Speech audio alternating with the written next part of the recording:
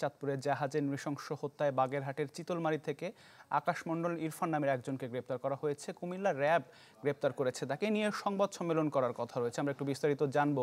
কুমিল্লা থেকে যুক্ত হচ্ছেন সহকর্মী জাহিদুর রহমান। জাহিদ, কিভাবে তাকে গ্রেফতার করা হলো আর আপডেট কি আছে আপনার কাছে?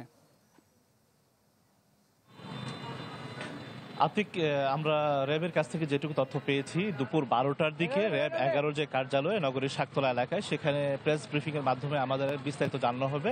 তো আমরা এটুকু জানতে পেরেছি যে তাকে বাগেরহাটের চিতলমারী এলাকা থেকে গ্রেফতার করা হয়েছে। তার নাম হচ্ছে আকাশ মণ্ডল ওরফে ইরফান, এবং গত সোমবার যে ঘটনাটি ঘটেছে চাঁদপুরের জাহাজে যে ডাকাতি এবং 7 জন নিহত হয়েছে, এই ঘটনায় তাকে গ্রেফতার করা হয়েছে। এবং বিস্তারিত যে তথ্য সেটা আমরা আসলে দুপুর 12টার দিকে জানতে পারবো, এবং সেখানে র্যাবের পক্ষ থেকে মেজর সাকিব হোসেন ব্রিফ করবেন, আমাদেরকে এইটুকু তথ্য জানিয়েছেন। পরবর্তী সংবাদে আরো বিস্তারিত তথ্য জানাতে পারবো। তো এই ছিল কুমিল্লা থেকে সর্বশেষ আতিক।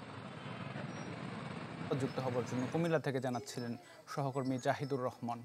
বছর শেষের খুশি নগদে হবে বেশি। নগদ পেমেন্টে নির্দিষ্ট ক্যাটাগরির কেনাকাটায় 300 টাকা পর্যন্ত ক্যাশব্যাক।